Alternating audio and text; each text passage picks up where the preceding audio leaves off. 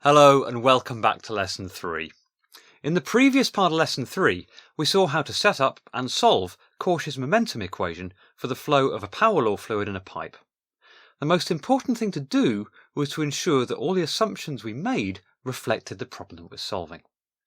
In this part of Lesson 3, we're going to look at another example of solving Cauchy's equation, this time for the radially outward flow of a fluid between two parallel cylindrical discs. This scenario could be, for example, a simple injection moulding problem. As before, we'll carefully set up the equations of motion and the boundary conditions for the problem. Then we'll look at how to solve the problem for a Newtonian fluid, which we'll find has an analytical solution, and then we'll see how things change if we wish to examine the same problem but using a power law fluid. So, let's start by drawing a diagram and really understanding the problem and its boundary conditions. So, radial flow in cylindrical coordinates. Wow, okay, so let's draw a side view and a top view for this. The side view might look like so. Imagine we've got two discs, one on top of the other, and that we've got flow from the centre of the disc to the outside edge of the disc. Let's not worry for the time being how the fluid gets there. So if we think about velocity profiles, we've got a parabolic velocity profile for a Newtonian fluid at every point along this radial line. However, if we look at the problem from above, we can see that the flow area at any radius is smaller the closer you are to the centre of these discs, and the flow radius is greater the further you are away from the centre of these discs. And so if we think of conservation of volume for our fluid, we'll see that our flow velocity, our mean flow velocity, or any metric of our flow velocity, has to change as we go along a radial element here.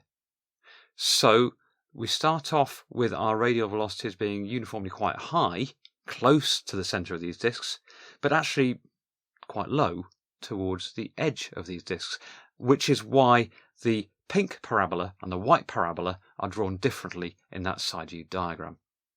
Okay, so I said to start with, let's not worry about how fluid's getting in there, but now let's have a quick think.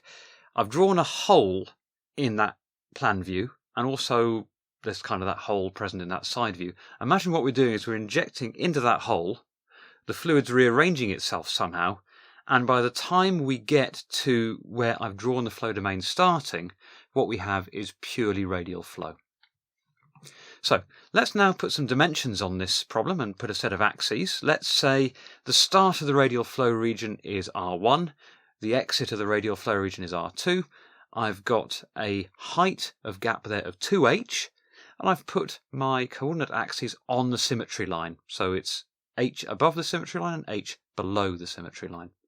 In terms of pressure, let's say at the start of the radial flow region R1, I've got a pressure of P1, and let's say at the end of the radial flow region at R2, I've got a pressure of P2. So let's have a look how we might solve this, and we might look at how to solve this because we're interested in the simple injection moulding problem, and maybe we're trying to figure out something about the shear rates and extension rates that are involved in this problem because we've observed something about the orientation of a polymer, let's say. Now, we've got that axial inflow in the centre, we've got pure radial flow by R1, we've got a problem that we can now analyse, and what we want to achieve is a pressure drop in the flow field between R1 and R2. So, let's see where we go with this. We're going to start by, again, listing out our assumptions. So, in much the same way as we did in the previous part of this lesson, we're going to start by saying we've got steady flow. There's simply no time change of velocity. There's no temporal acceleration.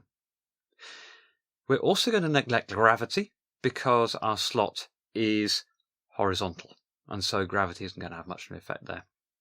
We're looking at low Reynolds number flow. We're going to say it's laminar for sure, non-inertial for sure, so it's creeping flow. And this is typically a good analogy for polymers because polymers typically have very, very high viscosities. And so if we think of the Reynolds number, rho dV over mu, that mu tends to be very high, therefore Reynolds tends to be low. Note that I've sort of sidestepped the problem here of saying, oh, there's no spatial acceleration. so dv by dt is 0. There is spatial acceleration in this problem, if we think about it, because what we have is a velocity field that changes its magnitude as we go along a radial length. And so, strictly speaking, big dv by big dt in Cauchy's momentum equation is not equal to 0. But we can say that it is essentially equal to 0 if the flow is very, very slow. Remember, the physical interpretation of big dv by big dt is the sum of the temporal acceleration and the spatial acceleration. If the spatial acceleration is very, very small and the flow is steady state, then that's kind of a small term and we might approximate it to be 0. Another way of thinking about big dv by big dt is the rate of change of momentum in a system. And the rate of change of momentum here is again going to be very small because we simply don't have much momentum to start with because inertia does not dominate the problem. Okay, so there's two ways you can think there about justifying how we ignore that total derivative even though we have got a very mild spatial acceleration present. Let's think about velocities. Velocity is in the radial direction now. And we're saying that that radial direction is our only velocity. There's no axial velocity because we've started our region of interest where we've got purely radial flow. There's also no tangential velocity. There's no swirl in this system. But if we think about how that radial velocity changes, we've acknowledged now that it changes with radial position. And of course it also changes with our z position, our axial height, because there's no slip at each of these walls, upper and lower. So velocity changes in two directions. Let's think about pressure. It's a pressure-driven flow. We're going to say, yeah, our streamlines are straight and parallel. Pressure only changes in the radial direction. Fine. Okay, we're happy with that. So let's draw ourselves a little diagram, or maybe more than one diagram now, to visualize how the stresses are set up. So this diagram's first of all in side view, much as a big diagram is there at the top of the board. My axial direction is up, my radial direction is to the right. And let's think about pressures and stresses. At one edge, I've got a pressure P1, and on the other edge, I've got a pressure P2. Okay, so I've got that length R2 minus R1 in between. Those pressures are not equal, so they have to be counterbalanced by a stress. And that stress has to be opposing the flow, and it is a stress on the z face in the radial direction, tau zr.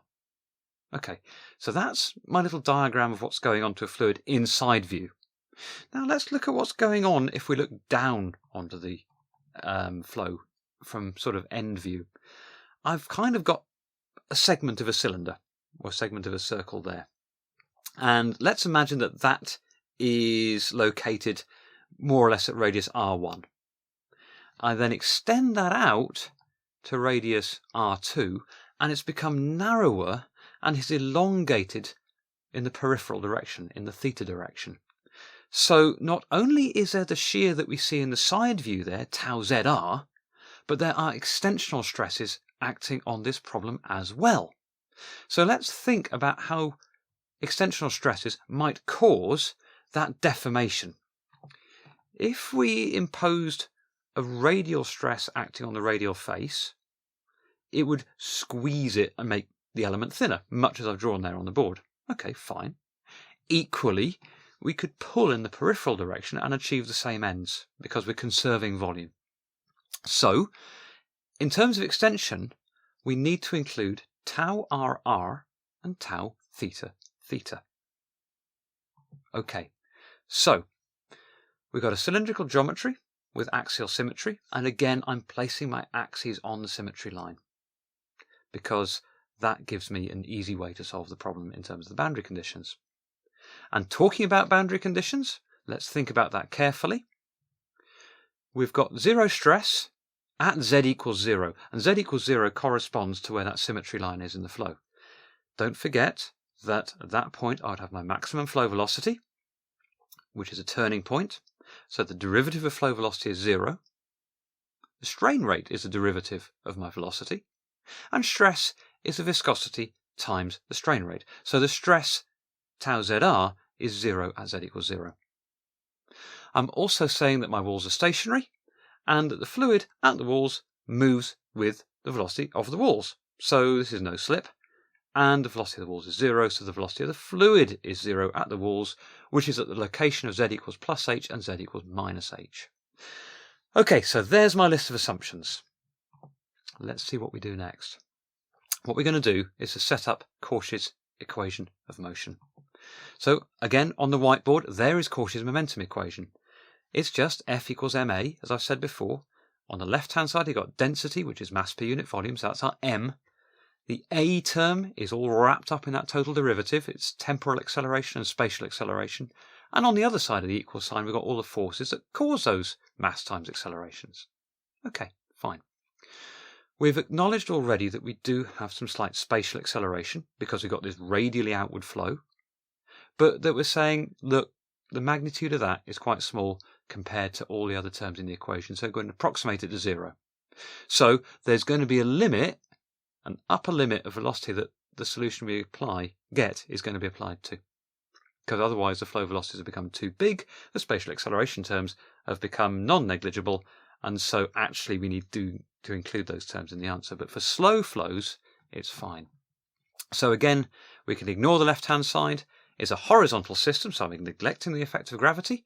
So I just end up with the same equation as I did before in vector form. My pressure gradient is the divergence of my stress tensor. Okay. And last time we saw that, we took a quick pause and said, look, don't panic, it's fine. We're going to simplify the problem as much as we can, such that we end up with a simple equation. So let's do that, and we're going to do that by starting to consider the rate of strain tensor, because we know tau is going to be equal to mu times gamma dot. So let's think about gamma dot, because it contains all the information pertaining to how our flow velocity changes with position. And if we look at that rate of strain tensor, what we see is that we have two types of deformation occurring. We've got terms on the diagonal, which remember are due to extensional deformation, and we've got terms on the off diagonal, which if we remember are to do with shear deformation. Go and have a look at EPD650, Introduction to Rheology, if that's a little bit hazy. Okay, so this tensor is symmetric. Good, it should be. Also, we know that for an incompressible fluid, that the trace of gamma dot is 0. That is, the sum of all the diagonal terms is 0. So that tells us something about the relationship between dVr by dr and Vr over r. Okay, so let's now look at how stresses change with position as a result of this rate of strain tensor. So we acknowledge that pressure changes with radial position. So we go to Baird and Collias, we look at table 2.7, we look at the expression for dP by dr, and it contains terms like so. And I've just only kept in the terms that are non-zero. And we've got tau rr, tau zr, and tau theta theta. And that stemmed from our little diagrams that we had on the whiteboard a minute ago. Now what we need to do is relate those stresses to the strain rates. And we know that tau rr is going to be mu gamma dot rr, with the same kind of logic for tau zr and tau theta theta. So tau ij is mu times gamma dot ij. So therefore we can say that the radial stress in the radial direction is mu times the shear rate on the radial direction on the radial face, which is 2 times dVr by dr. So tau rr is 2 times mu dVr by dr. And you can follow that same logic through for tau zr, and of course also for tau theta theta. So what we've got there on the board are the relationships between stress and the deformations that are occurring, and we've got the simplified form of Cauchy's momentum equation as applicable to the problem that we're solving. So let's put this together. Let's take that simplified form of Cauchy's momentum equation there on the first line with our expressions for the various stresses, which we have there on the second line, and I've color-coded them so you can see the correspondence between the terms in Cauchy's momentum equation and the stresses. And let's have a look at the result that we can get. And if we do that substitution directly, we're going to end up with dP by dr being a function of velocities. Okay, all well and good. Let's take a quick pause for a second and see if we can write this in a slightly simpler way that might allow us to gain a little more insight and for the following analysis to become a bit easier. Let's think about our velocity once again and how it changes. It changes with radius. We've established that because we've got conservation of volume and we've got a divergent flow. It changes with z. We've established that because we've got two parallel plates and two no-slip conditions. So it would be quite nice to try and substitute a form of velocity field in there that contains that variation. And we can get some information on that variation by looking at one of our other equations that we use for flow problems, which is continuity. For an incompressible fluid, del dot v equals 0. That continuity expression is expanded in all the common coordinate systems, and for cylindrical polar coordinates, if you've only got a radial velocity, this is the term that you have, that I've put there on the whiteboard. 1 over r d by dr of r times vr equals 0. So if we think about that and integrate it, we can see that r times vr is a constant. Okay, and if we rearrange that, vr is going to be phi over r, our constant over r, but that constant has to vary as a function of z in order to get that z direction variation of velocity field, which we have to obey our no-slip boundary conditions. So what we can write is that vr is phi, acknowledging it's a function of z, divided by r. Okay, and what we're going to do is just now operate in terms of phi for ease of use. And those expressions there are now the list of ingredients that we can make our equation of motion from. So let's go ahead and do that. Let's substitute that expression with phi via velocity into tau, and we can say that my radial stress in the radial direction, my stress on my z face in the radial direction, and the stress on the theta face in the theta direction are now all functions of phi of z, as I've written there on the board. And again, I've kept the colour coding consistent so you can see how they substitute into Cauchy's momentum equation. And when we do that substitution into Cauchy's momentum equation, it all simplifies rather beautifully, and we just end up with this differential equation here. Partial dp by partial dr is going to be equal to mu over r d2 phi by dz squared. Okay, that's the equation of motion that we're going to solve with our appropriate boundary conditions. So let's see how we do that. dp by dr is mu over r d2 phi by dz squared. Right, okay, so this equation is second order in z, it's first order in r, so we need three boundary conditions. Now, if you remember what phi was, it's just a product of vr and r. Fine. So phi is 0 at z equals plus and minus h because it's our no-slip boundary condition, because phi is vr times r. d phi by dz is 0 at z equals 0 because that's where the turning point in velocity is. That's my maximum velocity. It's my zero stress condition, which is on that line of symmetry. And so all we've done there is to transfer over those velocity-related boundary conditions into phi-related boundary conditions because we've got a differential equation in phi. If we think about pressure variation at P1, the pressure is P1 at R1. At R2, the pressure is P2. So we can generalize that by saying that at R equals Ri, P equals Pi. Fine. Okay. What we find is we can solve this equation easily analytically. There's no need for numerics for this particular form of Cauchy's equation. So let's go ahead and do that analytical solution. We're going to start by integrating with respect to r, in that dp by dr term. We know phi is just a function of z. So if we do integrate this with respect to r, the only thing that concerns us is that mu over r term, which is where that logarithm comes from. So integrating that expression once with respect to r still gives us a differential equation to solve. Now it's a differential equation in z. So let's integrate up in z. And if we integrate up in z, what we find is we achieve our parabolic velocity profile. And if we look very carefully at the form of VR now, we've got VR changing with z in a quadratic manner and also with r. Great, that's captured what we found from our mental model at the outset. We can, of course, go one step further and integrate up for our volumetric flow rate. And we would write this integral on the board here, 2 pi r integral between minus h and plus h of my velocity field times dz.